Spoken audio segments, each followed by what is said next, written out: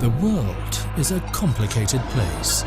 Pozitif değişime ilham olmak sloganıyla kuruldu. Uluslararası alanda birçok önemli ismi ve projelerini İstanbul'da buluşturdu. TRT World Citizen 2 yaşında.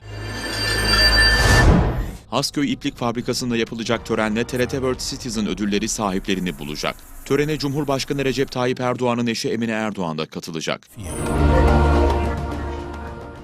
Törende eğitim, iletişim, gençlik, yılın dünya vatandaşı ve hayat boyu başarı kategorilerinde ödüller verilecek. Kısa film yarışmasının bu yılki teması savaşın kadınları olarak belirlendi.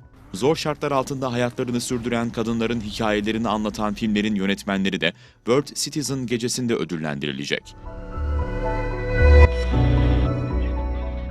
En prestijli ödül olan Yaşam Boyu Başarı Ödülü bu yıl yaptığı insani çalışmalar nedeniyle Yusuf İslam'a verilecek. Yusuf İslam törende yeni kurduğu hayır kurumu Barış Treni'ni ilk kez dünyaya tanıtacak.